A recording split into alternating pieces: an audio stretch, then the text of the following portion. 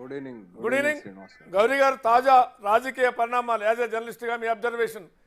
ఇప్పుడు ఇటీవల కాలంలో పదే పదే ఫోన్ ట్యాపింగ్, ఇతర అంశాలు, లిక్కర్ కేసులో ఇవాళే జ్యుడిషియరీ రిమాండ్కి వెళ్ళటం, మరోవైపున జోగినపల్లి సంతోష్ మీద కూడా ల్యాండ్ కేసు రావటం, ఎఫ్ఐఆర్ నమోదు కావటం, ఈ కాంటెస్ట్ని లోక్సభ ఎన్నికలు, ఈ మొత్తం కాంటెస్టు, ఇవన్నీ పరిణామాలని ఎట్లా విశ్లేషిస్తారు?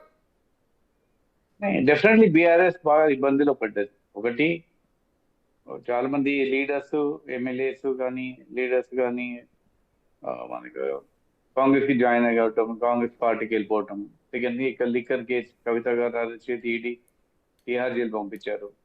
ఇక్కడ జోగిన్పల్లి సంతోష్ కుమార్ ఆయన మీద కేసు, ల్యాండ్ గ్రాబింగ్ కేసు పెట్టారు. కాబట్టి మల్టిపుల్ యాంగిల్లో బీఆర్ఎస్ పార్టీ మాత్రం ఇరకటంలో పడ్డది. రేపు పొద్దున ఎలక్షన్స్ లో మనకి ఎట్లా పర్ఫార్మెన్స్ చేస్తుందో చూడాలి. కానీ డెఫినెట్ గా ఇంతకు ముందు టిఆర్ఎస్ గా వైభవం మొత్తం రాష్ట్రంలో వెళ్ళిన టిఆర్ఎస్ పార్టీ తర్వాత బీఆర్ఎస్ పార్టీ చేంజ్ అయింది. బీఆర్ఎస్ అయిన నుంచి అన్ని కష్టాలు పడ్డారు. ఇప్పుడు మళ్ళీ బీఆర్ఎస్ పార్టీ కూడా పేరు మారుదామని ఒక ప్రపోజల్ కూడా ఉంది ఆల్రెడీ.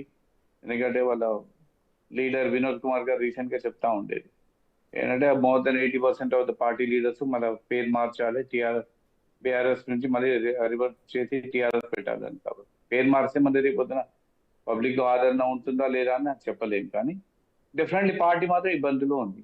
మల్టిపుల్ కేసెస్ ఫైల్ చేస్తూ మల్టిపుల్ వాళ్ళ లీడర్స్ వెళ్ళిపోవటము, ఇవన్నీ చూస్తుంటే మాత్రం ఈ పార్లమెంట్ ఎలక్షన్ మాత్రం చాలా టఫే ఉంటుంది వాళ్ళకి. రైట్.